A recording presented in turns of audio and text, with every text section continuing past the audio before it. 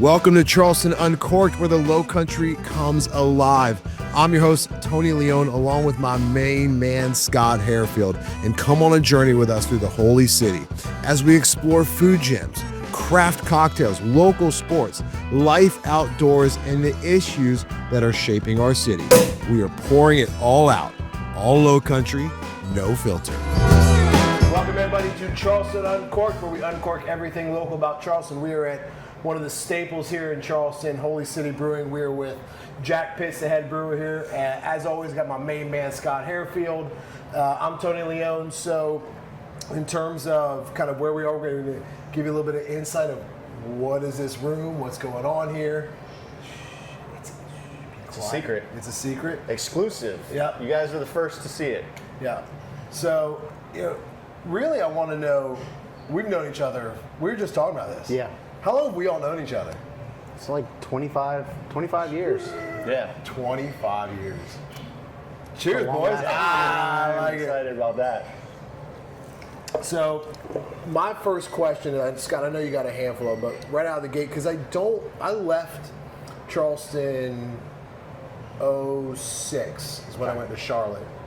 And so when did Holy City start and kind of get its roots planted here? So the official birthday is July 21st, 2011. Okay. So, yep. So we're coming up on our 14th anniversary, Nice. which is actually this coming weekend, the 19th. So. This weekend. Yep. So we celebrated on the closest Saturday. When did you start? I started in 2014, August of 14. Okay. So I'm coming up on 11 years. What were you doing before that?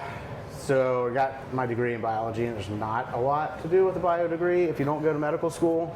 So I started in environmental engineering, which is a glorified housekeeper, basically going in, cleaning people's shit. Kind of that dried up in 2008. That first recession hit. People stopped paying for mold remediation. Oh, yeah. So that's how I transitioned into the water damage lifestyle. And then when Jessica got pregnant with our second kid, those 2 a.m., 3 a.m. phone calls, they weren't happening anymore. Yeah. So I had been home brewing for a couple of years at that point, and just kind of shot my resume around to all the breweries. Chris, probably about 6 months later, emailed me back and was like, you got to start at the bottom. So that's what I did. I started as a keg washer, and about 6 months later, I was brewing, and a year later, I was nothing but brewing. You remember more, because I remember you did home brewing, Yeah. but there was this huge wave of people home. I've tried my hand at it. I think I accidentally made something hazy and it wasn't supposed to be. I was like, oh, this tastes good. I was totally lying to myself. But was that in the middle of the craze? Were you ahead of the curve? It was right about that same time. Yeah. I kind of When did you do it? So I was a little bit before that. I started right when Dalton, my son, was born. So he was born in 2010, and the end of 2010. So I was brewing 2011, 2012. When I was working at SAIC, one of my bosses was really big into German beers and brewing his own stuff. So he invited my wife and I over to his house and was like, you love beer? Come on over, I'll show you how to make it. And I thought that was the coolest thing. So ever since then, I had the bug, and I was wanting, to try all kinds of different beers and try my hand at recipes. And so I enjoyed the hell out of it. But it was a little bit, right around when Holy City started. Yeah. So the shirt I'm actually wearing is from 2012 and Holy City was at this. Did you go to the the brew revivals? I missed the first one. The first one was the only one I did. I missed the first one too. So I think the first one was the year that they opened, with 2011. 11, yeah. So interesting. Were your beers any good when you were doing home brews? Knowing what you know now? I mean, obviously you can't compare to what you are now, but are they any good? One was good. The first two were fucking awful. I mean, they were real bad. So the first one was like a wheat beer and it was like a kit, right? Like everybody got the little Guilty. the plastic kit. Totally guilty. So that was the first one, and cooked it like in a pot on the stove. And my wife was like, "You're never doing that in the house again." Yeah. And I was like, "Well, if we're not going to do it in the house, then I got to get this and this and this." She's like, "Okay, whatever, just not in the house." So that's how you upgrade to the stainless steel pots, and then cooking in the yard like a fucking meth. Method. Yeah. That's funny. That's hilarious. So yeah, me and my little brother, he's our packaging manager, just started cooking beer in a shed in the backyard. The first IPA I did was really good. It's like 10% though, so Big boy. big boy. Were you able? I'm coming at it knowing nothing. You know a lot more. But Yeah. Was that by accident getting the 10%, or were you going for a high octane, or? We were going for high ABV. 10%, I didn't mean to hit 10%, but that's where it ended up. I bent the shit out of my false bottom, too much grain in my 10-gallon kettle, but you know, I used to live and learn. So Well, when you started at Holy City, they were back at their first location. Yep. Dorchester. Yep. Right? So I want to know, like, kind of the transition from Dorchester. Tell me about what it was like at the old location when you started and the transition into this new location. We'll get a little bit more into the new location later, but tell me about the old location. Right. So old location was 4155C, Dorchester Road. It's now Tidelands Brewing. So they took over our old setup, put a bunch of money into it. So what you see over there now is not what it looked like. It was a glorified garage. It's exactly what it was. Yeah. It was an old car garage from the 60s. So just kind of jerry-rigged the 1960s electrical panel and made it work. We had 2 chillers in the back because it was so goddamn hot in the place. You couldn't breathe. Hottest place in Charleston, I swear. No AC. That's got to screw with the process, no? Or does it? It doesn't really, because the tanks are jacketed, so they got glycol running through. So the fermenter's actually 2 walls of stainless, and then in the middle of that, there's a bunch of insulation. And then you have glycol that runs through it. Okay. So it keeps the fermentation process at a steady temperature. Okay. I mean, really, that's how what they regulate it. Yeah. That's what separates the home brewer from the professional brewer, is the ability to have a consistent temperature, which creates a consistent product. So if you're home brewing and you're constantly getting frustrated, it's just you either gotta spend a lot of money. Spend a lot of money, big boy. That's kind of where a lot of people, I think, transition, like from home brewing into that like small 1-2 barrel brew houses. They've just spent the money. They may as well turn the hobby into cash. Right. So Well, I remember when I was starting out, the people that had it down to a science, they were controlling the temperature by, they would take an old freezer, like a freezer that you put like your game in or your Like fish, a deep freezer. yeah. And they would convert it to where they can control the temperature Yeah. to whatever they wanted. Yeah. So that's how That's how I got my ice bath. that's how they did it. I got the little temperature control that cuts off at a certain temperature. Yeah. Is that it, basically? Yeah, Exactly. that's exactly it. So they'd have, you know, at the time it was glass carboys, and it was like a 5-gallon. I mean, that 5 was gallons at a pop. that was, you know, if you were really into it. Everybody else was using the plastic Buckets. you know, and that's how I started, plastic buckets, you know, and then you graduate to the glass carboys, and then the barrel system. You know, we had a 30 barrel. I tried my hand at, you know, brewing and with some guys, and it ended up being, you know, just me. You made some really great beer, Scott. And it was like, it was me and one other guy. You did all right. I remember a couple of your beers. Yeah, no, enjoyed them. we had a lot of fun doing it, but you know, it was just wrong time of everybody's life. I mean, and so, you know, that was an interesting time period for everybody, I think, in the beer industry, and that's when it all started. You know, the craft beer Really scene blew up. was blowing up. Yeah. I mean, Charleston Beer Exchange, right, is Beer where Exchange. where I do miss everybody that place. where everybody was getting their stuff I back in remember the that day. spot. So There's something real primal about being able to make your own alcohol. I don't know where that comes from, but there's a reason it hits so hard, because there could be something like deep in our DNA, because alcohol kept people alive back in the day. It was like the only thing you could drink. Yep. It's kind of like a lot of things where I was fishing. I was telling you this. I was fishing with Valentino, and he caught a flounder like this big, and you would have thought he wanted a damn governor's cup. Yeah. Like, yes, and he goes, I think I'm gonna cry, and I'm like, where does that come from at 7? It's because if you caught a fish. It's exciting. When you were little, or like you were gonna eat, instinct. Yeah. Like the beer, like if you cook something. So I think that took hold because we were all in it. Like I tried it as shitty as I was. Yeah. Like we all tried it. Yeah. So I don't want to jump too far ahead with the history, but are you? I want to ask this the right way. Do you still love it as much as when you started it? I tell people all the time, like, I don't wake up and go to work, which is a fucking fantastic feeling. Yeah. So, like, I don't dread Mondays. Like, it's hot as shit and it's very physical, and sometimes I'm, like, exhausted, especially in the heat. But it's like, I don't dread Mondays coming up, which is not everybody gets to live that life. Yeah. Yeah. So it looks pretty cool. It's pretty sweet, yeah. It's not a bad office. It's not a bad office. not a bad gig at all. We'll do a tour for everybody. We'll do a tour through here and kind of have everyone check out what's going on. Yeah, show you the new digs. Yeah, so, tell me more about the transition. Do you remember like when that happened and what kind of propelled y'all into this location? And did y'all buy it or are you renting? Like, what's that? So the ownership started. We kind of maxed out production at the old spot. We were running 6 days a week, like triple batching.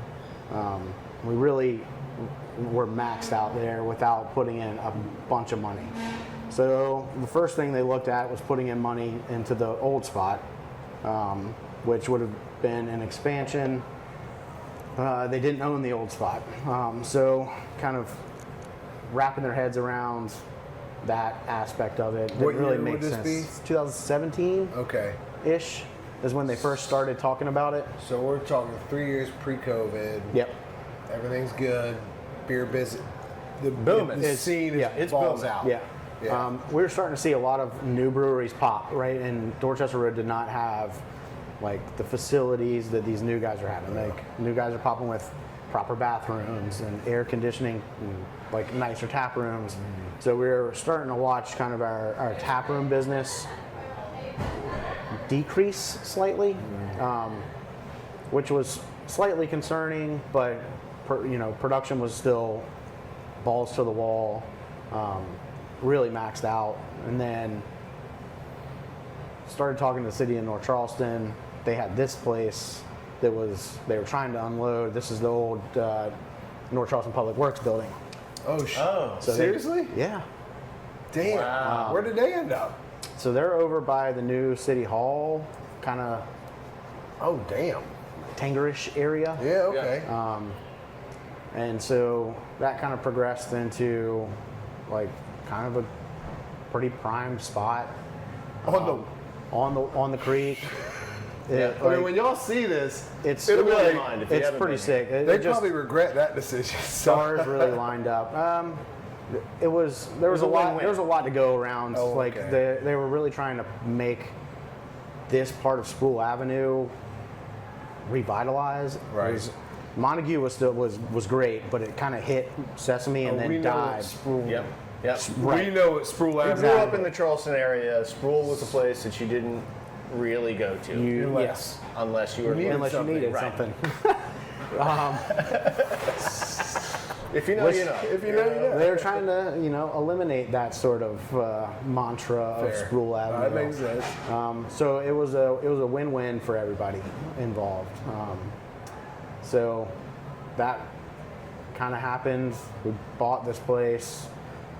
It was the Public Works left in 13, so it had sat empty for 4 or 5 years. Oh wow! And it was like. That ain't working here. The ownership had the vision, which I'm looking at it like I don't know what the fuck these guys are doing. Yeah. Like this place is a shithole. That's hard to do. Have that vision. Yeah. So, and then, Old Holy City kind of happened organically, right? Like they started in 2011. You couldn't serve more than samples in the tap room. So tap room business wasn't huge. So as the laws changed, that tap room space kind of evolved organically, Yeah. and that's impossible to recreate on purpose. Got it. Well, not only that, the food scene, right? So you Food weren't was- allowed to have food. Yeah.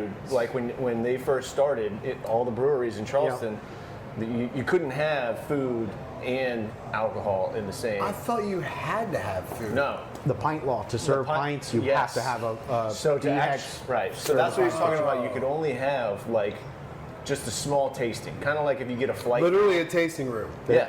You could not drink. So like, it was 4 or 5 ounce pours included with a tour. So you had to give a tour along with the samples. Interesting. So then the pint wall popped, and then you could serve 3 pints per person. So you get your little wristband and you get your first pint and they tick off a line on it. I don't remember. Is this Charleston only? Yeah, that's Yeah. South Carolina. South. Right. Yeah. It was like So- like remember when you guys might Remember our not- mini bottle days? Mini bottle Mini days. bottles. That's exactly 2, what I was 3 gonna ways. say. Yeah. The Dude. people don't do that anymore. People don't do that outside of South Carolina. You go to, like, I went to Boston for St. Patrick's Day. I was like just barely 21 probably, and like go up to the bar. I was like, let me get 3 shots 6 ways, and the guy looked at me and goes, what the fuck are you talking about? I'm like, he's like, you want 3 shots or do you want 6 shots? It's like 6 shots, please. Yeah, just cheap, man. $10 a shot. Come on, that's Like, 60 I don't bucks. know. This I is was how thinking we've always 40, done give me it. 60. People who aren't from Charleston are here. don't get 2, that. 3 ways was such a common. Yeah. 2, 3 ways, and it was just like, Boom. first They of knew all, what they the were doing. best way to have fun, like, because you could actually buy Buy-around. Buy people's First of all, shots. Mackie Bowles. Fucking Shout out Mackie Mackie. Bowles. Shout out Mackie Legend. Would buy a PBR 12 ways. And pass it out to the bar. And he'd pass it out to the bar, and you'd see people they didn't know yet. Yeah. Oh, And thanks for the shot. Yeah, and and he'd go, what the fuck? Yeah. That's hilarious. And we were like, yes. That's a good one. Got him. Yeah. So tell me more about, this location and your capabilities here. So you started out putting out how much? Like a week, a month, or how did y'all measure that? Yeah, that's a good question because you said Volume-wise. capability, like your production was getting too high. Is that because of distribution? Really, the size of our so the old Okay. the old was The a demand. 15-barrel brew house. 15 barrel. Yeah. Okay. So now we're on. What's running. 15 barrels mean to me? So a U.S. barrel is 31 gallons. So 15 times 31. Math wasn't my strong suit. We went to the Citadel boys. So was that 500, 930? We'll put the number here. Yeah. Maybe. There you go. In post, yeah. So we bought a 30 barrel. So we basically doubled our capacity over But here. is it because people were coming to drink it, or is it because you started to distribute? Distribution was strong, and our tap room was also strong. Okay. Well, but So- you guys were also doing other people's beer at that point? Not or at that no? point. Okay, No, so not when did, yet. when did that happen when you all came to this location? Yeah. Yeah, so We did so when Tradesman was transitioning from James Island to their downtown spot, we picked up a couple of their beers, but that was just a temporary thing. right. We didn't really start picking up contracts until we had extra capacity. Now, do y'all Here. still do that now? We do. Okay. Yeah. So for those of you who don't know, a lot of larger breweries will help out the little guy, and the little guy comes and says, hey, I have this recipe. I want you to make so much beer. You have the capacity, you have Yeah. the ability to make it for me, can it for me, Yep. and then, so I paid them a fee, and it's basically a contract. So Yep. they have contracts with all of these, What's the prerequisite for that? Do you have to like the beer? Do you have to? Obviously, you can't. yeah, there's got to be a selection. Yeah, how do you? I mean, Or is there? it's no, not really. You were on a Just TV show. if they approach us and we have the ability to do what they're looking for, Now, who makes that call? Is that the owners? that's so Chris Brown. He's one of the owners, but he does our operations in the back. Okay, So he how does many, all how many our owners schedules. do you guys 5? have? 5 owners? I think there's Yeah. 5. Hands-on, Chris is the guy? There's 2 hands-on guys. So Okay. Chris does all of the production, kind of the day-to-day, and then Joel is another one of the original, like, 4. He does, like, sort of the grounds maintenance, sort of oversees all of the projects that we have going on. Right. Whose brainchild? Yeah, We'll let everybody know, but whose brainchild is this? Circumstance, really, kind Good of. answer. Yeah. Yeah. So originally, this was our open fermentation room. So like where we're sitting would have been an open cool ship. What's that mean? So it's like wild fermentation. So you pump in hot beer, and then you pump in air from outside. Then during the winter, Outside? outside. During the winter, During the you winter when it's cold. Air. So Not right now. that cools down the wort, inoculates the wort with whatever rando shit is going on outside. The problem with doing that in Charleston is it's never really cold enough, A, and B, we're on the marsh and there's a bunch of nasty shit in the marsh. So we did not have very good luck with the product that we were putting out. Why do you do that though? But like, what's the goal? It's just To an make it old funky? world style of fermentation. It's fun. Like we had Like a a little British ale? Like, what do you mean by old world? like Well, think about it. Like back in the day when people so all were your making German beers are open fermented. And Scott told me that's your. I know- love German beer. Yeah, I like German beer too, but like, so when you say old world, are you saying like just the basic ingredients and done the old way? like pre-refrigeration, Yes. basically. Okay, So okay, like got it, pre-technology, you know, when Okay, people fair. were just barreling stuff, you know, and then That's just the way they worked it. It just was fermentation wasn't like a precise science. It didn't really comprehend yeast and the way yeast worked. Yeah. So they put grain and water together, made wort, and it magically turned into alcohol. But they still today kind of function the same way. Got They're it. just a little more controlled. Did on y'all how ever it's- sell any of what you did in here? To be honest, I don't think any of the wild fermentation stuff from in here made it onto our draft Yeah. bill. y'all just drank it, or you had to dump It went down. or- It went down the drain. Yeah. So yeah. so Well, once this is a great use of space. I got to tell Yeah, you, I'm this is excited way better. to show the people what when you you got guys have. square footage that's only losing money, that's when you got to rethink what the fuck am I doing with that square footage and how can I make it make money. That's So this Brilliant. is where you end up. brilliant. That's my language. I love it. So should we just kind of like uncork where we are just for a second? do so it. we are- Yeah. So why Well, don't you I kinda tell? want- Yeah, why don't you Tell tell the people where we are and what Because the plan they're is. probably like, you're at a brewery, but sure as shit don't look like it. So this is the future Speakeasy. So one of the aspects that we have in this space, we have a lot of like private rooms that you can rent out, and this will be our next one. So we have the porter room, which is kind of our big wedding private venue, and then up top there's like a bridal suite. Where's that? It's on the back of the property. Okay. That's next to the music venue, or that is It's the that same, is- yeah. Okay. There's a bridal suite. So there's a bridal suite up top. So the brides all hang out up there. It's air conditioning. They got a couch. There's a cooler. There's champagne. So they're in there, and the grooms are all hanging out At the bar. on the floor. Yeah. So kind of like this place has got sick ass wood walls. It looks pretty cavey. So sorta. these walls were like this. These were already here. So yeah, Damn. This is beautiful. yeah. This was Very just cool. sitting here. Yeah, we had it put together like this when we were building out the cool ship room, and just kind of wanted something to look cool Yeah. from the window. So the window existed so that we could actually kind of see what was going on in here during fermentation. So all Without of this opening kind the of doors and without stuff. yeah. Oh, that makes sense. So the bones were already here, but we just needed to find a way to get asses in seats. So kind of threw up this whiskey wall in the back. I don't know if you guys can see it. We'll But- show you guys in a little bit. Put a bar in here. I think the seating for 12. So you said whiskey wall. Whiskey wall. Yes. Tell me more about that. So kind of part of the package is you get a bartender. You So get this like is a private, so private space. you can it's only accessible if you Yeah. rent it out. Yeah. Only Or if you know rent it out somebody. or know somebody. That I think we got some cool events in the works. We're gonna do kind of cocktail classes, some tasting stuff in here. Love that. So yeah, Well, that segues perfectly into like getting one of my Go for next it. questions.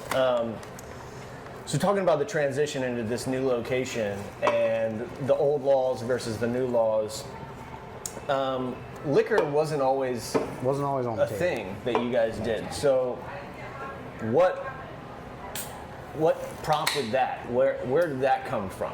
I don't remember off the top of my head how the ability for a production brewery to gain a liquor license happened. So it I was don't like remember if once the that- laws changed, y'all were like, oh, that's a yeah. good idea. Let's do that. Would you say y'all moved quick after laws changed? Yes, very. It feels like that. So, well, the other law that changed that catapulted y'all, in my opinion, was the ability to have food. And then it was the ability to cook your own food. Yeah. Right? And so now you guys, so I was telling Tony about how impressed I am with the adaptation, how you guys adapt every single time. Like, oh, we have this craft beer, boom, let's make craft beer. Oh, but we can't do this, this, or this. And then it's like, okay, well, we run out of room, let's buy this spot. Yeah. You know, and then, you know, at each time it seems like you guys are constantly climbing this ladder to put y'all in a position to be recession proof or The focus fail safe. really is on, and always has been, on the customer experience. Yeah. And if you, especially in Charleston, with food and bev the way it is, if you go complacent, you're done. Right. Like, there's too many good places to eat or good places to hang out that if you're not constantly evolving, then you kind of fall behind, and it happens really quick. So you kind of have to be quick to jump on that change. But the key is doing it well. Right. And you guys do a great job of it. So there's, again, it goes back to the ownership group. Like, their foresight is always on point. So Yeah, great job, guys. Yes. Yeah. I gotta say, it's a testament. Like it's a bit, Impressed. I own a company, and so like hearing, like I'm picking up on like how quick, like you saw something change, boom, yeah. Pivot. and act, boom, and act. Like it's just, it makes sense to why is doing this. Yeah. So well, so another thing with the liquor, you guys do a fantastic drink that is like famous around here, right? Painkiller? So like the painkiller, that's Yeah. not really y'all's thing, but No. y'all have one. We do. That is either frozen or on the rocks. and Or they're in beer fantastic. form. Or in beer form. Yeah. What? Yeah, so we do a I know what I'm painkiller inspired wheat beer, and I love the beer. Ton of toasted coconut. We get rum extract, so you get some of that flavor. Ooh. Orange, pineapple, puree, and fermentation. So you get all of the flavors. However, I will say, it's still a beer, right? You're still Right. drinking a beer, so it's not that sweet, Don't expect. sort of syrupy Yeah. cocktail. It's still a beer. So a lot Which of is people nice. that are just like, oh, I want the painkiller, and then get the beer. They're like, oh, this tastes like beer. Yeah, it's a beer. Yeah. But you get all of those painkiller flavors. I love it. Woo! Do you remember, like, because Charleston's had breweries Yeah. when we were growing up. We had, what was it, South End? We had South South End, we had End. Zebo's. Palmetto. Palmetto, which we'll Palmetto get into popped in a in, minute. I what, want to get into that in a 93? minute. We'll get into But, like, it, it's yeah. not like Charleston's been, oblivious to the brewery scene. Was Charleston unique in that area? Was that happening other places? Country-wise, yes. The state of South Carolina, the laws were sort of prohibitive for brewing to be a profitable endeavor. But we used to get pints at South End, right? Yes. We used to get pint at Zebo's. I remember Zebo's. I don't remember Zebo's. I remember Zebo's because they had the best peach ale I've ever had in my life. Do you remember Zebo's? I don't remember Zebo's. Well, it was underage going in. Oh, there you It was go. on King Street. Okay. It got wiped out with all the other, clothing stores and stuff like that. But Artie knows Zebo's. Shout So out when- Artie. Hey, Artie. Like when Palmetto popped in '93. That's how long? Yeah. Because we got to get into that. Keep going. But I don't know much of that story. I but know a I'll- little Well, bit. we just wanted to talk. We can go ahead and get into it now and kind of circle back. to all what right. we So were the talking about. Palmetto bought in 90. They opened in 1993. Yeah, they've been around, but I don't remember. Like, I always thought they were South End. For some reason in my brain, I thought Palmetto was the one. Where were they? So they were on Hugie Street, right? Yep. So that was their first landmark. They're down by the Citadel. UG So I was Street like- IPA. So when they Yeah. opened up on Hugie Street in '93, there really was nothing there. It was industrial zone, which to be a production brewery in the state, you had to be in industrial zoning, which is why you see a lot of the older breweries like we were in industrial Dorchester Road. Couldn't have a tap room. Like there was a whole lot. It was only production. Yeah. But Palmetto was like, you go to a wedding in Charleston, you got Palmetto Pale Ale, The Palmetto red. Amber, and those were Palmetto like, Red Ale was- those were yeah. your options. Like those were the you got a high-end wedding, you had those two beers. Yep. I mean, that was like quintessential Charleston wedding. Dude, on my John boat, I had Palmetto Red, 6 All pack day. all day. Glass bottles. Maybe more Yeah. than 6, but yeah. Well, so like I got to ask more about like y'all's menu and like the things that you're doing here based on, going back to that adapting. And so you guys have a full kitchen now, Full kitchen. and you do specials like it seems like almost weekly. yeah. Weekly So specials. I'm excited to try the specials. I'm gonna get something to eat before we leave here because they've got a pork belly BLT I want to try. I saw that. I saw some shit on the chalkboard called a walrus shrimp. The Walrus is a raw bar right out. So yeah. that was my next question. pretty You fun. guys have a sushi raw bar. So the sushi pop-up is Mondays, Tuesdays when those guys are available. When you say those guys, what are you trying It's to say, Saki Sushi, SAQUI. So it's another entity. It's another Yeah. company. So it's These a guys that are local, like they get Yeah. their own fish, right? They're fishermen or like, or I don't know. Yeah. They make sushi. Yeah. Dude, as that far as could I be go. true though. I remember we would catch tuna and people would come to the dock and go, And go can I get right off that rip." Can I get a little spot above the eye? That's the best part for Yeah. sushi. It's fantastic. So the Walrus kind of happened. We had, again, empty space. It wasn't making money. And we're like, we can put a little L bar right here. What is Park Circle lacking? Well, there is no raw bar in Park Circle. Right. So let's do a little raw bar.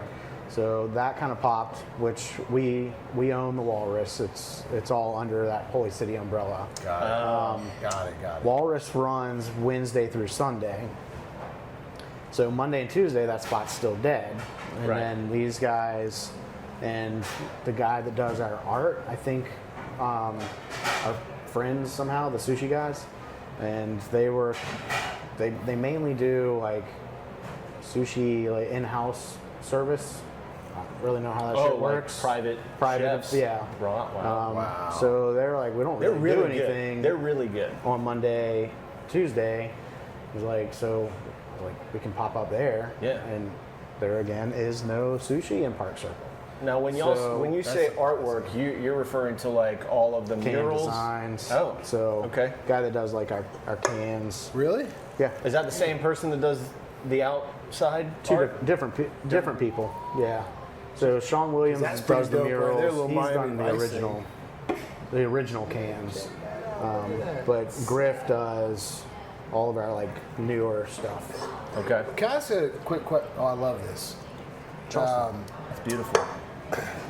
In terms of, and I know I'm asking the brewmaster, but when you talk about growing and pivoting, there's a lot of good beers around. A lot of good beer. Like, so how much of it is like people going, I've got to come back for this? You said customer experience.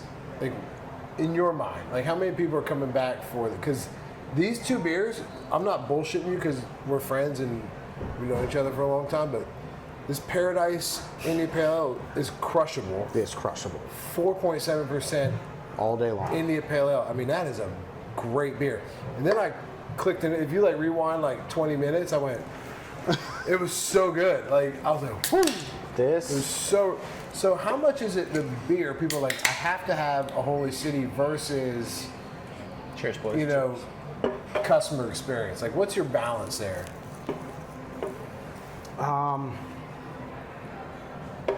in my opinion, the liquid has to be good, regardless of customer experience. If you have shitty beer, Yeah. if they could have the best fucking time, they're still going to be like, the beer wasn't great. So you're not going to the grocery store to pick up a 6-pack. You might still come out to the brewery because you had a great time, Yeah. but that's not going to sustain On the business. On the scale of business revenue, like distribution versus tap house. So we're probably 70% distro, 30% out of here. Is that the goal? They try and keep it at Yeah. that Do you have an ideal percentage or flux? I don't know that Yeah. we really do. It's just, That's where it settles out. yeah, that's how it's been the last 3 at years. scale, you probably want it because there's only so much you can do at the tap room. The tap room kind of is set, right? Like Yeah. this is kind of what we're going to be. We're busy This is so good. all the time. So do you brew everything? They're like There are 3 total brewers here, so we kind of run on rotation. okay, Yeah. cool. When you say brewers, you mean what? So you got a bunch of people I see walking We around have in the back here. 9 Yes. production employees. Okay, 9 production. yep. So, but 3 guys that are 3 like, guys on the brew deck. Okay. Yeah. Okay, tell me more about that. So for the people that don't know, you What's a have brew deck? a brew deck. Those are the guys that are putting the stuff in. we're cooking we're cooking the beer. They're cooking the juice. We're cooking it. Yeah. and then the production guys are what? They're canning it. You got your cellarman. So that's Bill. He does all of our cellar work. So basically, cleaning tanks, making the beer go from fermentation vessel to bright tank, so that we can get packaged. He does any of our dry hops, puts fruit in any of the beers that we do. He runs our centrifuge. So he does anything in between hot side and package. That's Bill. And then our packaging team, one of the brewers, because there's not space for all 3 of us to stand up there, twiddle our thumbs. Right. So one of the brewers is on the canning line pretty much every day. My brother is our packaging manager, so he's running the line. So canning is a beautiful disaster. Yeah.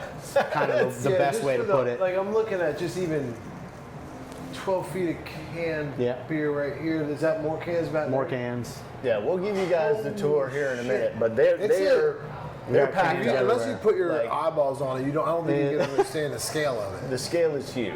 I mean, but again, this wasn't overnight. They didn't just. Right. Yeah. I mean, since 2011. So when'd you bring your brother in? Like, when did that happen? Was that Probably- instantly or like? I started few in 14. years? He probably started middle of 15. Okay, so a year later, because I Yeah, remember. a year later. Yeah, I remember coming and seeing you guys over Yeah. there, like back in the other location.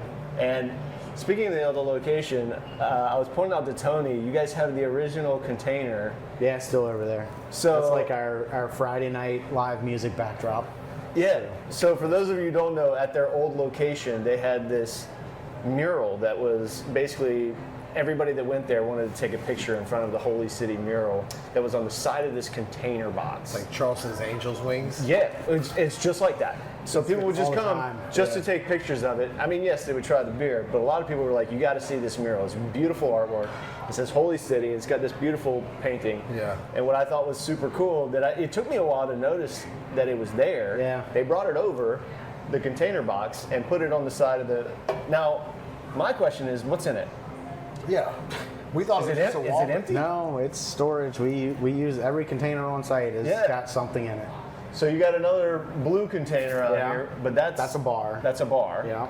And you have another one that is also a bar out there. So that was old gas pumps for the for the city. No shit. So they pulled all of the tanks out of the ground, obviously, but we asked them politely to please leave the awning. Yeah. So Cool. again, they had the foresight to, see that could be a pretty cool bar space, and that kind of happened maybe a year and a half, 2 years after we moved over here. Yeah. So for a year and a half, it looked like this rusty old awning that could fall over at any minute. Well, was the Now it's the Cabana catapult bar.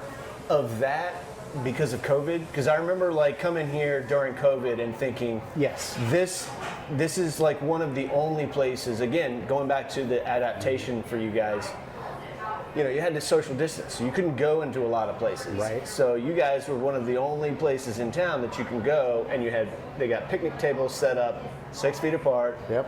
All scattered around because they have so much property out here. And I just thought that was awesome. And then, And right the after outdoor that, bar, the outdoor bar that's- popped up. Was definitely the facilitator. Yeah. Gotta make money somehow. Gotta keep the lights on. Yeah. Electricity. Fantastic job. So I saw that you guys have some AstroTurf out there. That's kind of Yeah. new, right? What prompted that? Was it just like the foot traffic, or? Yeah. It was probably like rock and gravel for the first year. Tired of getting dust all in the brew house, so they put sod down, and our foot traffic is just it's much. too heavy. Yeah. So sod didn't come back after the first winter. Ripped it up, put new sod down. This is, the landscaper says this will be fine. It'll hold up to the foot traffic. Bullshit. It doesn't. Yeah, So- there's a ton of people that We work all for do this. the thrift market right- thing. Exactly. There's so, There's so much stuff going on. There's so many people that come through So, here. second winter rolls around, and guys are like, I'm tired of spending 14 grand every fucking spring Yeah. to put sod a down lot that of I coin. know is just gonna go away. So, what's the other option? Well, fake grass doesn't go away. Well, and the other new thing, new to me, last few times I've been here, I've been out on it. Y'all put in a dock. Yeah. That's you put in the fence a few years ago, like Yep. all the way around the property. I'm assuming that's because you want to keep people out of the marsh. Try to. Try to. Try to. And then, so my question with the dock is there like a whole nother level of insurance or liability that you guys are involved with that? That's above my pay grade. Yeah, I you don't know. No idea. I guarantee you it's a fat effing yes. Yeah, I would assume so, but I was gotta like, be. I wonder, this is beautiful. It's a nice little dock, but how many drunk people do you have be like, oh, I bet I could jump off of this into this creek? I'm jumping off of that into the creek. Yeah. I'm drunk. Let's roll. We haven't Saw had a jet anybody. ski in the. I know, I was like, these doors are getting wild. Who got a jet ski up in They here? got a jet ski in the brew room. Fun story on the jet ski. We can talk about that in a minute. But so far, nobody has gone in the water. Okay. It's happening. That's good. I We guarantee had a it. kid. Well, I'm not Jack's trying to gonna- advertise that. Jack's I'll go gonna in, call buddy. us next week and be like, you Yeah, motherfucker. it happens. Well, I mean, it's pretty hot in here. I wouldn't mind going for a Right? dip, For y'all at home, if you're wondering why we're sweating so much, it's because we're in this speakeasy that hasn't really been It's not finished piped yet. with. We'll There- show you, but there's no I AC. keep looking at- AC's coming. Quick question. Yeah. That's the music stage right there. Yeah, so you can kind of see the awning. You And we'll can show everybody on. you can see it Yeah, we'll a do little a bit little of cut screen. the trailer. But how behind many it. people can you hold for a band? We've had a 5-piece out there. No, but like how many Oh. people can be Fuck, here? I don't know. But it's really for like everybody that's outside. They can So hear. it could be like So- 1,000 people. Before COVID, we had a band booked. I don't remember who it was, to be honest with you. The city gave us $3,500 in the yard. Because that's what I'm asking. Because I know Asheville, Orange Peel opened up their side yard for Drive-by truckers. It was drive-by truckers. Oh, shit! That's what it yeah. was. Oh yeah, that's a big one. So they gave us $3,500. Okay, and then Capacity. because you've got That's what's that's the a lot of spot people. that's up on Upper Meeting? Revelry or the Refinery? Refinery. Refinery Yeah. just opened up. You've obviously got Royal American. Royal American. Yeah, You've got your Poorhouse. neighbors over here. Firefly right there. Like they're all doing the music thing like Yeah. super heavy. Is that So that's why we, post-COVID, never really revisited that because Firefly popped open, and we get so much business from those guys. Just already. It's an overflow. So the drive-by truckers never happened, right? So that was supposed to be St. Patrick's Day weekend, 2020. Oh, way to go! Shit hit the fan. All out. Yeah, right. Jesus. So Dang. it didn't happen because of COVID. So we just never came out of that situation and thought, let's put a big ass stage out there and. Yeah. Well, back to music. You guys had this other venue that you were talking about, the Bridal, whatever. Quarter room. So I've been to several shows there. Is that a separate entity underneath the umbrella, or Yes. okay? So it's still part of the Holy City family. Correct. It's just a different.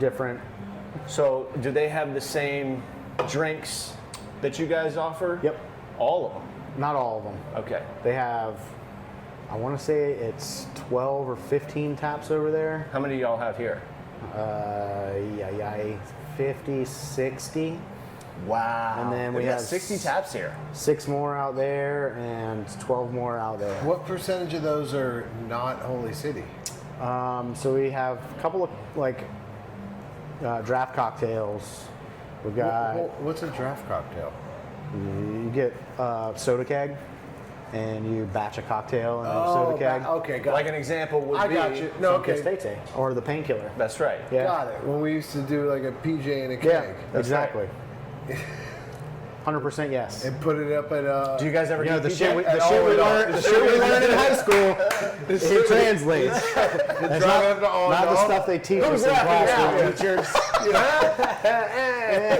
We did it. We did it.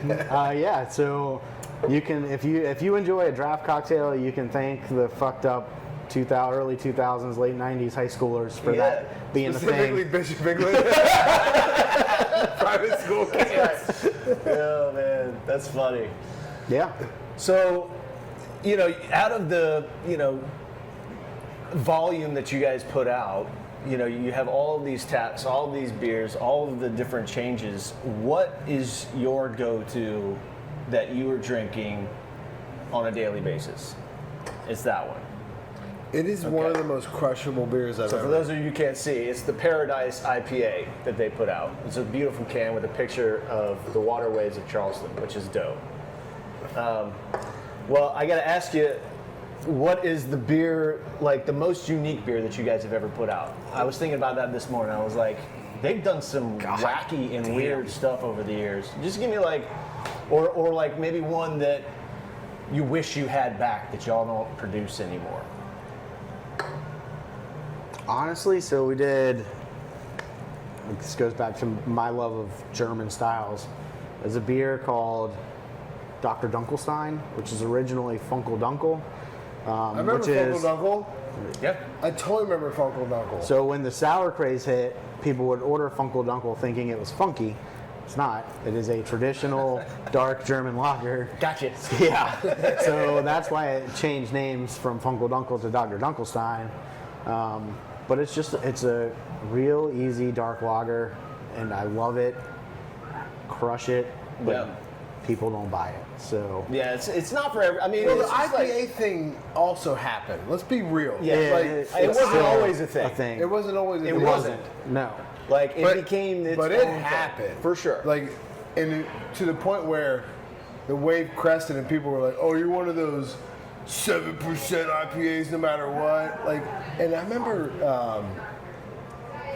I went to Cologne, Germany, Yep. and I had a Bitburger on tap for the first time in my life, and I went, "What the fuck is this?" And I had a friend who was living in Germany. She's like, "Oh, it's German purity law. Yep. Your German purity law is what you're tasting." And I fell in love with it to the point where if I could find Bitburger anywhere, there's a little spot in Black Mountain. Yeah. There's a German place that serves it on tap. I will stop by there. have Black a Mountain, North Carolina. Yeah, I'll have a schnitzel and a Bitburger. And a Bitburger. Because it's just Take you back. Oh my God, it's Dude. amazing. Yeah. So you like German beers. Yeah. Walk me through the German purity law versus like your artistic view of German beer. Like, how's that work? Okay, so German purity law states malt, water, hops, yeast. Outside of that, it's not beer. So, and they're pretty strict about it. So Allow me. a lot of these guys, like, we don't put a lot of adjunct into stuff, but like your American light lagers, they're all cut with rice or corn or some sort of adjunct sugar. Right. So those don't fly in Germany. So your macro. When they get a Bud Light or Budweiser in Germany, is it different or is it our Bud Light or Budweiser? I don't know the answer to that. I would assume that. I think I've had one over there and it tasted equally as shitty over I there. think. I They think get the better so, one yeah. over there. It's not like a Big Mac, you know, but I think I remember it not being, I was like, this is not. It doesn't. Love those guys. It's really hard to do what they do. Look, you put me on an offshore fishing trip. You're gonna crush some I'm Bud Light. crushing them all day. We're not drinking these as Yeah. much as we want to. We can't. No, They're- even the crushable these. ones. There's a time we and might. place for every beer. That time and place is going to be Saturday. Woo! Miracles tournament. We're trying to catch us a winning king. Like, it's one of the things that comes up often. Like, people invite me around the neighborhood. They're like, "Oh shit, all I have is this." Is like, "Am I paying for it?" Yeah. Then fuck yeah, I'm gonna drink it. I drink it. Yeah. And am I gonna complain about it? Absolutely not. Yeah. I think not having it after, so long you go, kind of nice. It's like when you're eating steak every night, you get a bologna sandwich. I'll take Totally it not talking about my wife all at day, all. every day. I'm kidding. It's a joke. We'll cut that out. Maybe not. Can I- Let it run. Should be all right. Well, I got to ask you, speaking of your preferences, right? So, food-wise, what are you eating here? You guys have so much good food. Like, if you guys haven't been here in a while, their food is fantastic. Oh man, It's way better than your average brewery. chopped cheese. Chopped cheese. Yeah, I'd probably go with chopped cheese. What's that? I don't know, some Midwestern thing. It's like a It's like a cheesesteak, cheese steak, but but it's with like a ground beef ground patty, beef. and then like a. Oh, I think you tried to make this at home. I did. Did you try and copy this? So, well, this is where I got it. I remember. I came here Scott to likes see. to do this. He likes to try and copy shit. So, for those of you who don't know me, I basically go somewhere and I have something. So, like one of the times I came here, every time I come here, I try to call Jack and I'm like, "Yo, I'm here. Come out here. Tell me what I got to drink. Tell me what I got to eat." And he comes out and he's like, I'm like, what's good? And he's like, yeah, this German beer is really good. I'm like, what else you got? He's like, you'll like this. But as far as food, he told me that one time. He's like, chopped cheese. This was, I don't know, a year or two ago. It's like right before I made it. I think it was for an Eagles game. I was like, Yeah, we tried it. well, it was like, Eagles game. yeah, we're going to make some cheesesteaks at the house. I'm going to try something new, something that I've never done before. That's what I enjoy. So I tried to recreate it. It wasn't the same. It wasn't the same. So But whatever the sauce is they put on that motherfucker. you got is to money. put a little bit of I don't know what the spouse. hell it is. Everyone that knows chopped cheese watching this is like, look at these fucking These idiots. guys are idiots. But Whatever. I got to tell you, It's good. It is really good. It's basically like if a Philly cheesesteak and a hamburger, smash burger, had a baby. That's exactly. I literally that's think what they're it gonna say if they smashed each other. Ooh, well, that's how it that's works. the byproduct. We all know that. 3 for 3, baby.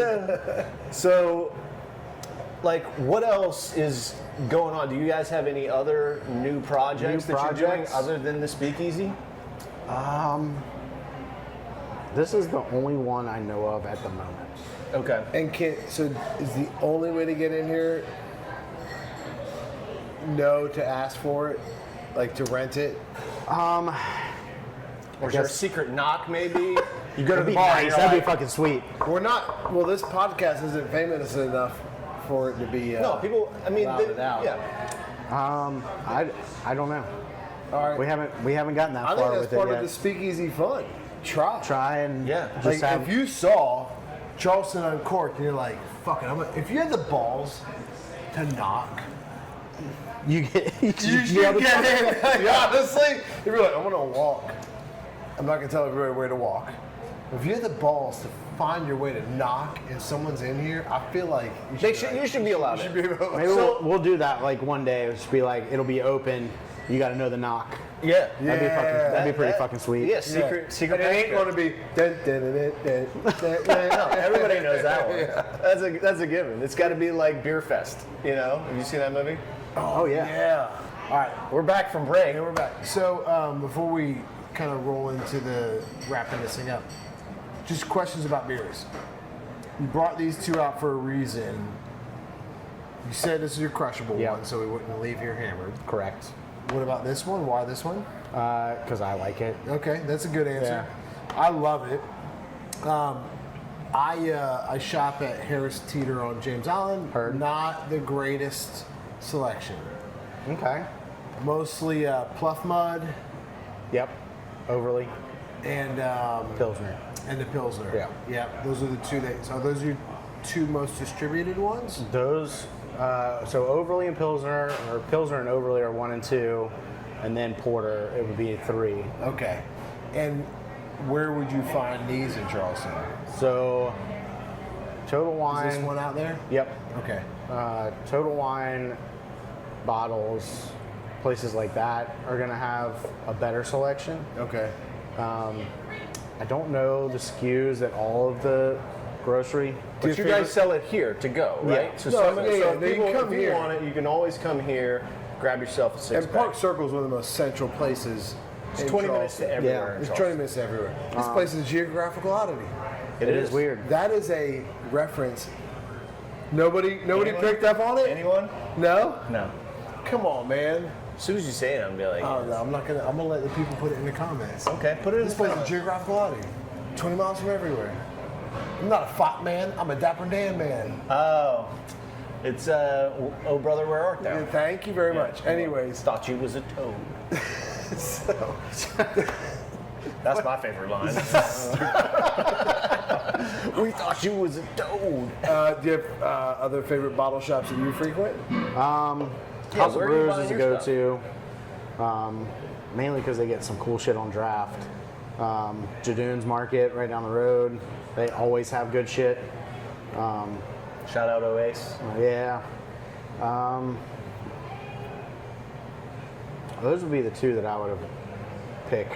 Speaking of other spots, any collaborations that you're excited about, or some that you've done with other breweries? Like, what other breweries are you drinking? Like, yeah, you can buy stuff from other places, but anybody you want to like kind of name drop, or something you're drinking on that isn't Holy City? Coast is always a fun place to go to, especially Their new spot location? is money. Which one? Super Coast, kind We of got it. We'll the Charleston #2. Coast if you're listening. So Coast. So We'll come see you soon. Aiden's over there making fantastic cocktails. So it's basically in the same location same they spot. were. They it's just added on to it. yeah. So it's. I went there the other day for the first time since they've. Been open. Renovated. Yeah. I haven't been there and I was ashamed to say it because Coast was like, when the whole boom started back in the day, like 2011. I did the tour, so there was only like 5 breweries that you could tour. all, So it was yeah. like Coast, Holy City, Westbrook, and I think there was one other one. Palmetto would have been in Palmetto. there, but they weren't. No, it was all like kind of up in this area and over where you guys were. Maybe Freehouse. Free House. Freehouse would have been close. Yeah. So I just remember it being. No, it was Frothy Beer because it was when Frothy Beer like first the fuck started up and on they had Ashley all their Foster? shit. spot up there on Meeting, Frothy Beard.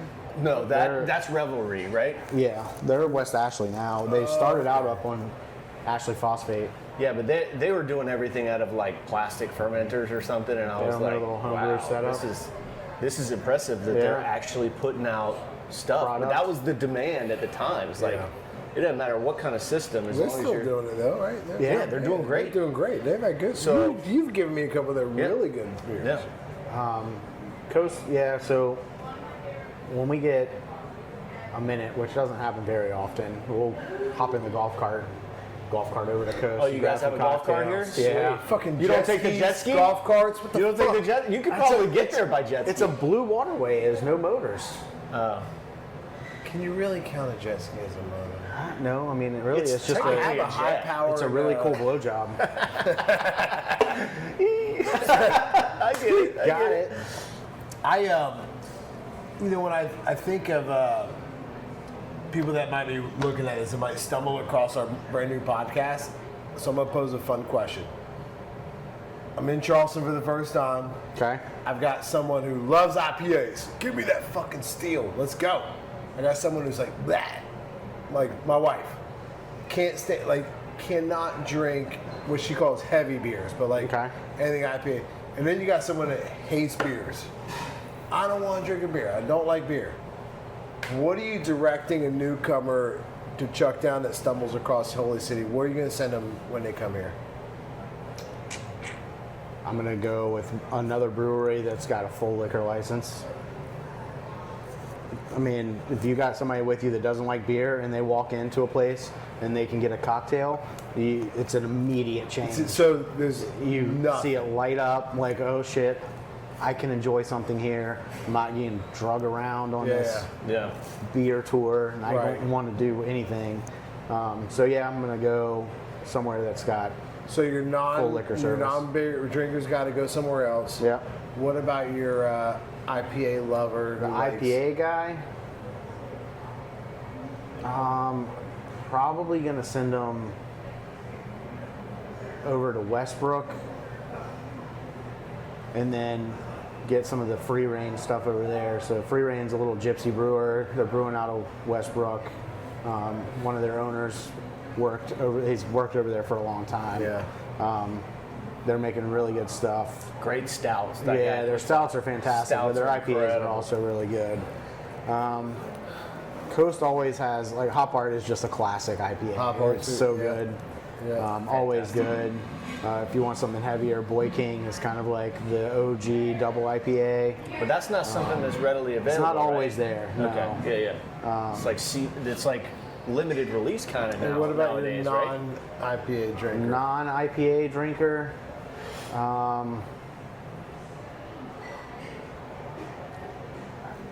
Pretty much go anywhere. Common House that has really good beer. Free House is another one, like, great location. You can sit there in the backyard and stare at the bridge. It's pretty sweet. That's cool. Yeah.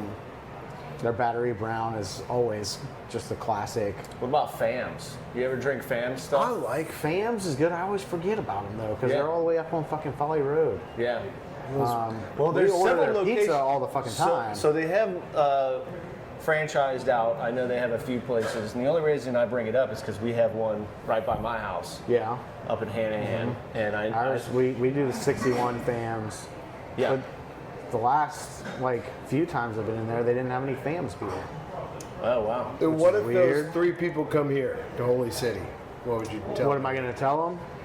So IPA guy, I'm going to get him to start it overly because it's classic West Coast. Just a IPA. Cocktail lady. Not that it has to be a lady. I was going to say, better be okay. I know, I'm walking on eggshells. Come on, let's be honest. The We don't- no one needs to- non-beer drinker. Who's I'm gonna definitely go- a lady. I don't know. I try a lot of cocktails, so I love a cocktail. No, non-beer drinker. Right, I am right. going I drink to it. I drink it all. Definitely a lady. so- You're right.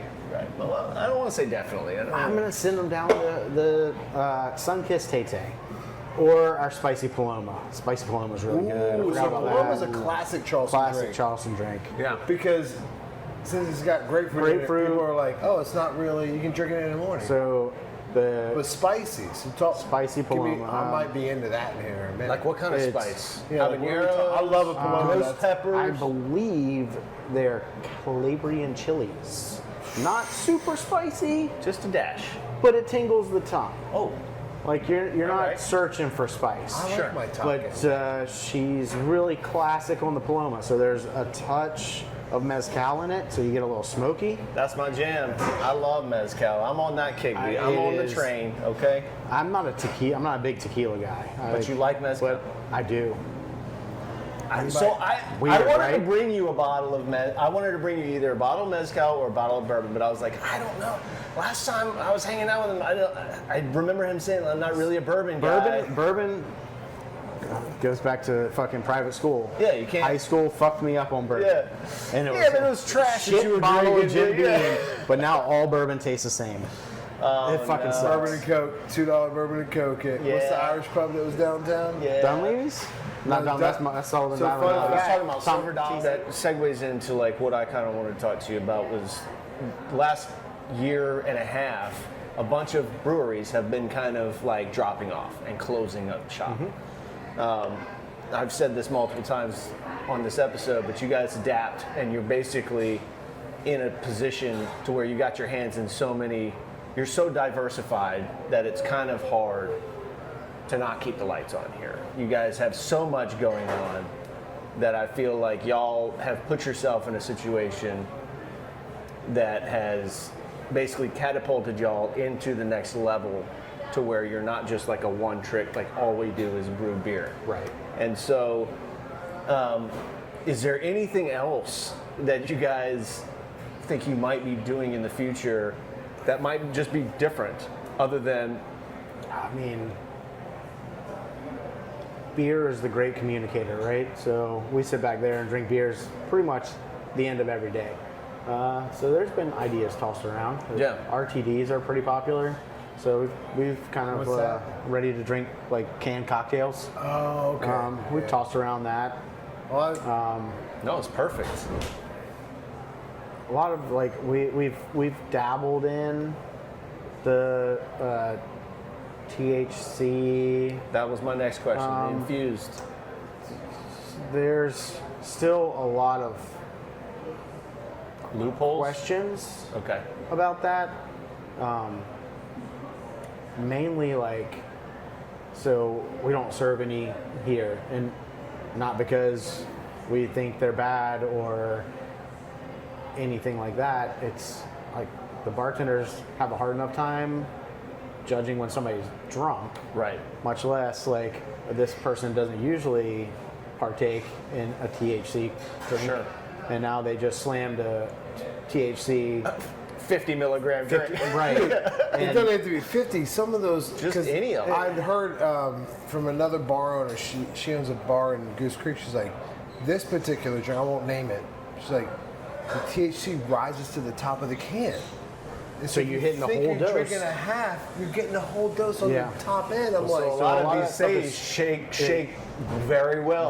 a lot of the THC is supposed to be water soluble, but there's striation. So you'll get a can and you don't feel a fucking thing, and then you'll get a can and you're like, I am fucked dude. up. Yeah. Like Like, what? I can't. Why? It's the same dose. It's the same product. It's Why is regulation. one not I touching like me seeing this. and one fucking hitting me 4.7% every time? I know what I'm. Can I know say what you're something real getting. quick? Yes, you can. Before I forget, we brewed Paradise to celebrate the prevention of drilling offshore of our home coast. I gotta say this. That's awesome. This is under attack a little bit, and you know, like where I lean politically. So for me to say this, like, gets a little bit out there. But as people hear this, Charleston's been really good at preventing drilling off the coast. Bingo. Seeing this makes me really happy. I don't give a shit what you think about Nancy Mace. She supports not drilling off our coast. There's a lot of people fighting for this. And Our state makes too much goddamn money off Our- our beaches Yeah. to fuck it up with an oil rig. so You're right. So I don't care if you're left or right or middle. Fight for that shit, because Yeah. that's why we're not Louisiana and got oil rigs off of our coast, ruining our coast. And we can still swim in our beaches. Yeah, exactly. You know, like that's a huge thing for us that grew up in Charleston. Yeah. All three of us did. You know, being able to go to the beach and go swimming. I mean, you and I'm not sure. Well, you do some traveling as well. Try. So we all travel, and you go to these places, and you don't find out till you get there. And there's signs that are posted everywhere, or a lifeguard comes up to you at the beach out of California and is like, "Hey, what are you about to do? Your kids are here." I'm like, "Yeah, here for the beach, and they're like, sorry, you can't swim in there. swim here. Or Yeah. we go to Puerto Rico, and there's signs posted, and it's like, you can't swim in that water. As I was I'm reading like, this, I was like, you can't. So that's awesome. prevention That of you guys drilling are- off of our home coast, dude. Cheers to that. If you're a Charlestonian, I don't care where you are, you can get behind that. Too much outdoor life Good job, Holy City. to mess up. Another Charleston state. Thank you. Doing Charleston things. Okay, so let's bring this bitch home. Let's go. So I got one last question for you. All right. Who do you think we should uncork next? It's a lot. Okay, give me two. Stick in the brewery. Anything in you're the Charleston local. You've area. been here your whole You know, life. it could be Like, what do you think? Yeah. a brewery. It could be a restaurant. It could be a bar. It could be really anything. So I got one, and it's out there, but Kai Dilling. Okay. So he has run a surf camp since I was little. Started out on Isle of Palms. Isle of Palms did him a little dirty. Went out to Folly. So he's been running it probably since late 90s. He was a science teacher at Wando High School. Quit his job to surf camp full time. Wow. Makes soul surfboards, soul shapes. The name How do you spell it? SOL. Okay. So he shapes boards? Yeah, he shapes some boards. I don't know if he still does, but just kind of a quintessential Charleston beach bum, but runs a really fucking great business. Cool dude, like been around Charleston, grew up on Isle of Palms. Yeah. Cool. So he'd be one I would reach Say his out name to. again, just so we can lock it in. Kai Dilling. Sounds familiar. Okay. All right. I What's think the- your kids have done surf camp, but they did Carolina Salt with Busey. So Does he still run a surf camp? Yeah. What's it?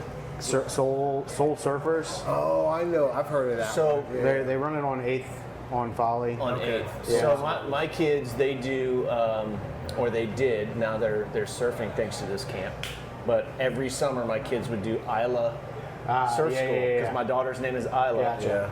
And so we were looking for a camp that would, basically ease my kids into surfing versus me going out with them and being like, stand up! And they're like, You sound like me. Thrust down, Cobra. you're doing it wrong. So The, they did it. They had She such does a hers great- closer to the county park, I think. Right. Oh, So that's a good my- spot. So Yeah. Isla Surf Camp, shout out Isla. They do it on 3rd block Yeah. towards the park. Yeah. So normally we're used to going towards the washout down at 10th Street, 11th Street. And look, there's plenty of room for all these surf camps. The more the merrier. Yeah, hell yeah. Because Shaco, we did on, Shaka's a good one. We did Shaka There's with four Tina. four really solid surf and they're camps loaded on up. Folly. So like, get your kids in surfing. Do Hey, surf camp. Dude, get your kids. So, They're okay, out so on you got the beach. Kai. They learn a lot of not just surfing, but sun care.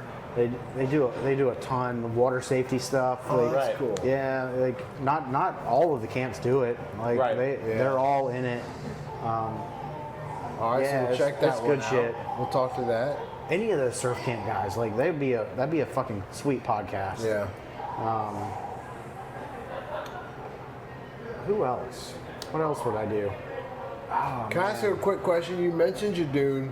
We're talking to Jadoon at the end of the month. What is it about that spot? So Tony has never been there. I've never seen it. I don't know what it is. Give me your take on Jadoon's and their operation and where your experience with them.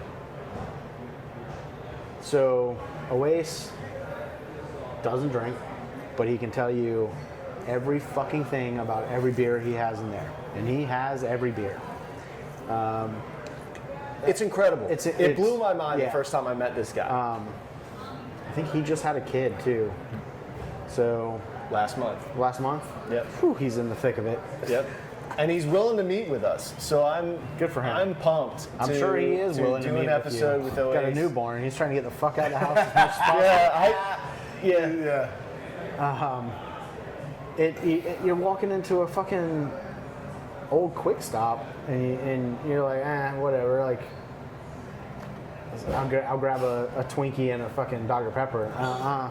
That's not what you're walking into. You're walking into the neighborhood go-to bottle shop. Yeah. It's a cool spot. I'm excited because I go there all the time, and the customer service that Oace provides is just second to none. And his whole team over there, most of it's family, but Yeah. they've got some more employees now. Like I'm used to just him, his dad, or his uncle. But when I talked to you on the phone, you'd mentioned something about some of the other Citadel brothers that are Over the Horizon. So it's this same group that owns like Big John's. They own a couple of different bars around downtown. Chris Houston, he's kind of been in the food and bev circle for a long time, probably since he graduated. I Yeah. think you said he was a year ahead of you, maybe? I think He's he like, was 02, 02, something like that. We were 04, and you were 05. Yeah. So So he just took over what was Brew Lab, and then his brewers, Hunter Dawson, he was at Revelry for a long time, got the opportunity to go over there and do his own kind of run his own ship. And they're doing great stuff over there.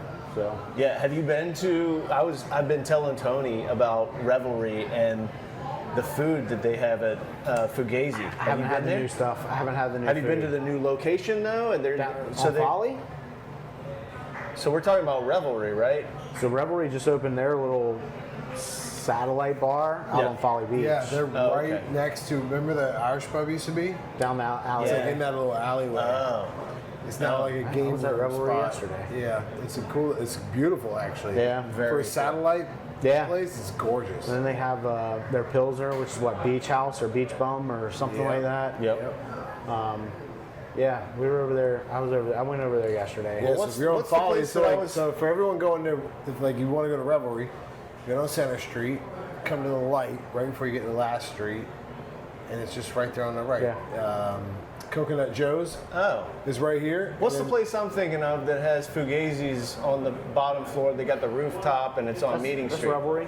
Okay. That's their OG They have a spot. satellite That's bar. their brewery. Okay, Yeah. So I was talking about, so at Revelry, they've got the Fugazi place that makes these cheesesteaks that blow my mind. I mean, I took my son there, and we're cheesesteak fans. Dalton and I go, and we eat all these new restaurants. And when we were in Philadelphia, we had 13 different cheesesteaks in 10 days. So, question for you. Yeah. How does the Philly fandom happen? Like, you grew up here. So I grew up here, and when it's all because of this man and his family. Basically, both of us grew up in Charleston. We didn't have the Carolina Panthers. No, they We didn't have. I loved sports. exist, yeah. We were, I've always been into every sport. Everybody grew up watching the Bulls. Michael Jordan was like the Right. thing. So We also had Muggsy Bogues at the Hornets. we had the We did Hornets. have the Hornets. We did have the Hornets. but that's still 3 hours away. It's not like home. But And that- it was a new team. But it too. was after MJ had kind of started his thing. Right.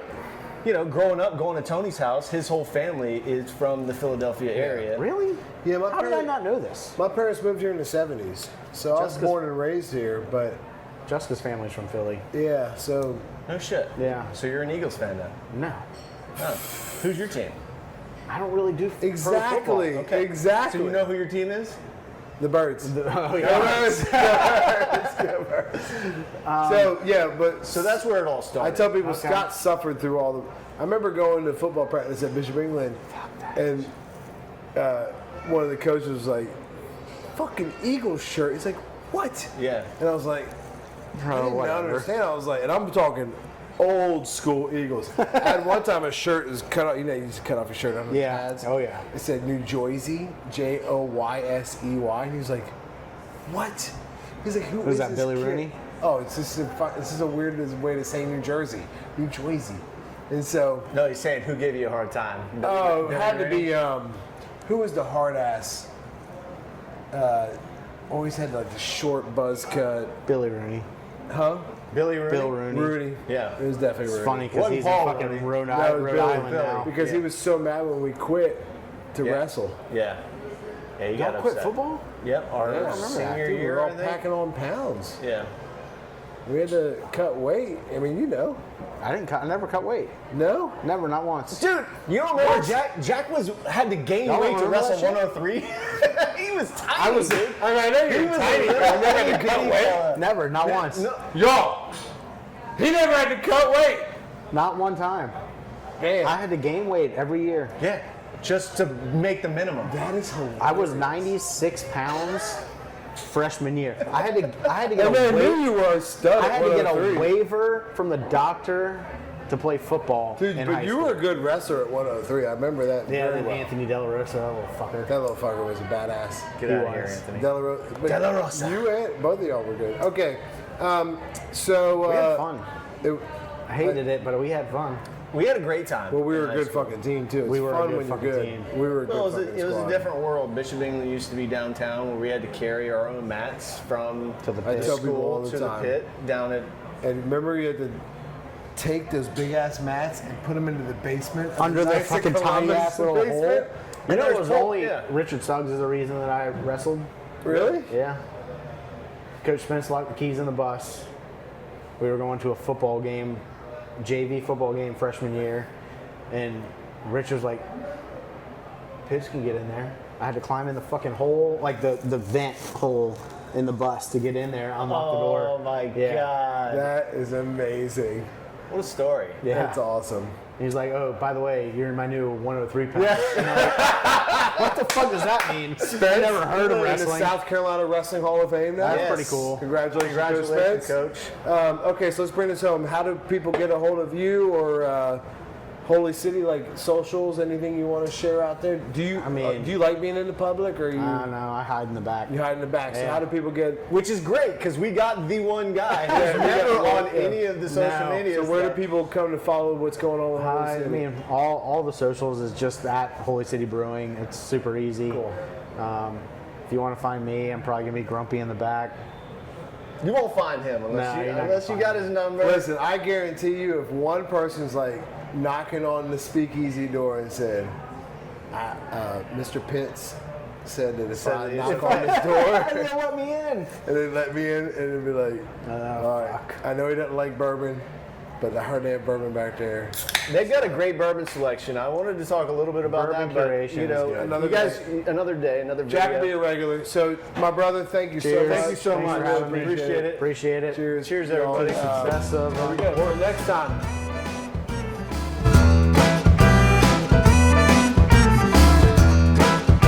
Thank you for listening to this episode of Charleston Uncorked. The only way we are going to grow is if you tell your friends. So please like, subscribe, and share. We would be eternally grateful. Thank you again for listening to this episode of Charleston Uncorked. We hope you enjoyed.